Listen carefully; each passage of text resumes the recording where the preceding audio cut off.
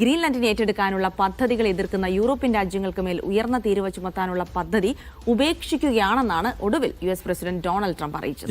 NATO മേധാവി mark റൂട്ടുമായി നടത്തിയ കൂടിക്കാഴ്ചയ്ക്ക് ശേഷമാണ് ട്രംപ് നിലപാട് വ്യക്തമാക്കിയിരിക്കുന്നത്. ഗ്രീൻലാൻഡുമായും ആർട്ടിക് മേഖലയുമായി ബന്ധപ്പെട്ട റൂട്ടുമായി കരാറിലെത്താൻ കഴിഞ്ഞതുകൊണ്ടാണ് താരിഫ് ചുമത്താനുള്ള നീക്കത്തിൽ നിന്ന് പിന്നോട്ട് പോയതെന്നാണ് ട്രംപ് സമൂഹമാധ്യമത്തിൽ കുറിച്ചത്.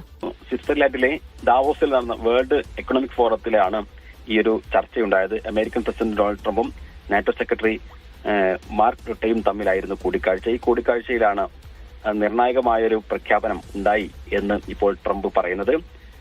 ഫെബ്രുവരി 1 മുതൽ ഡെൻമാർക്കിനും അതേപോലെ തന്നെ 8 യൂറോപ്യൻ രാജ്യങ്ങൾക്കും ആയിരുന്നു ട്രംപ് 10% നികുതി ഏർപ്പെടുത്തിയിരുന്നത്. അത് അടുത്ത ജൂൺ മാസത്തിൽ അത് 25% വർദ്ധിപ്പിക്കും എന്നുമുള്ള ഭീഷണി മുഴക്കിയിരുന്നു. അതിപ്പോൾ പിൻവലിക്കുന്നു. പലതരത്തിലുള്ള ഡിപ്ലോമാറ്റിക് നീക്കങ്ങൾ ഈ വിഷയത്തിൽ നടത്തിയിട്ടുണ്ട് എന്നാണ് നമ്മൾ മനസ്സിലാക്കുന്നത്.